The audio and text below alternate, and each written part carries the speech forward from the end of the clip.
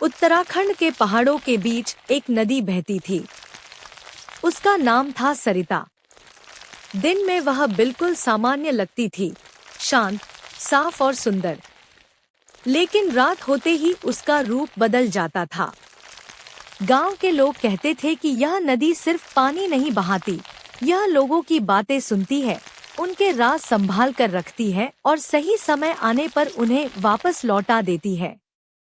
अमन रावत शहर से भागकर यहाँ आया था। उसके चेहरे पर थकान थी और आंखों में बेचैनी। वह अपने अतीत से दूर भागना चाहता था।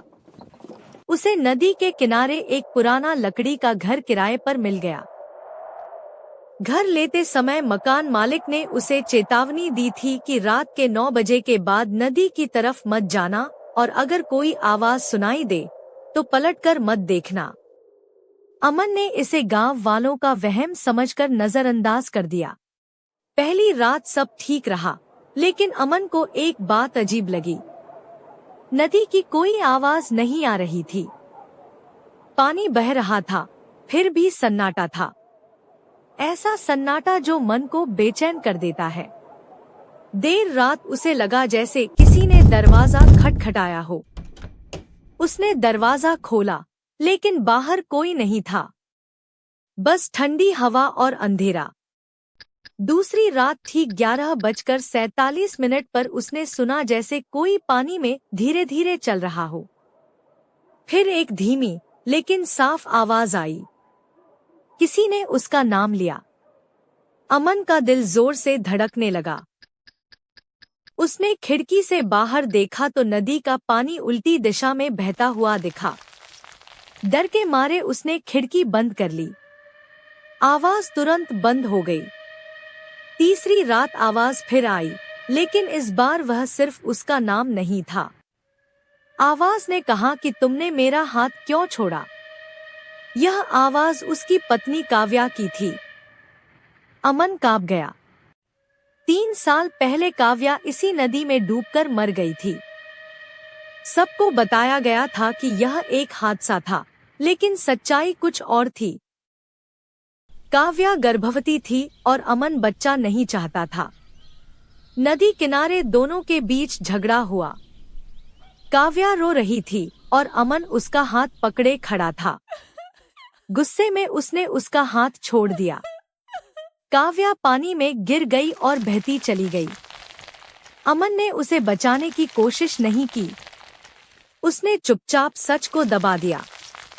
उस रात के बाद अमन को हर रोज डरावने सपने आने लगे। सपनों में काव्या गीले बालों के साथ नदी में खड़ी होती।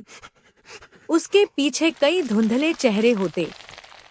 सबकी आंखें खुली होती और सब एक ही बात कहते कि हमें भी अपनों ने छोड़ा था। डर के मारे अमन गांव के एक बुजुर्ग के पास गया। बुजुर्ग ने कहा कि यह नदी उन लोगों को बुलाती है जिन्होंने किसी के साथ गलत किया होता है। पिछले कई सालों में ऐसे बहुत से लोग इस नदी में गायब हुए थे, जिनके पीछे कोई ना कोई छुपा हुआ सच था। उस रात नदी की आवाज पहले से ज्यादा साफ थी। उसने कहा कि आज मत भागना। अमन का शरीर जैसे उसके बस में नहीं था। वह अपने आप नदी की तरफ चल पड़ा। चांदनी में नदी चमक रही थी।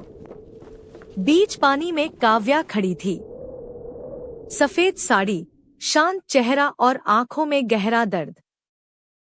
काव्या ने कहा कि तुमने हमारे बच्चे का नाम तक नहीं सोचा। तभी पानी से कई हाथ बाहर आए। उन हाथों में जोर नहीं था, बस एक बुलावा था। अमन घुटनों पर गिर पड़ा और रोते हुए बोला कि वह दोषी है, उसने काव्या को मरने दिया। नदी अचानक शांत हो गई। काव्या के चेहरे पर हल्की सी मुस्कान आई। उसने कहा कि अब तुम भाग नहीं सकते। अगली सुबह जब लोग वहां पहुंचे तो घर खाली था। अमन कभी नहीं मिला।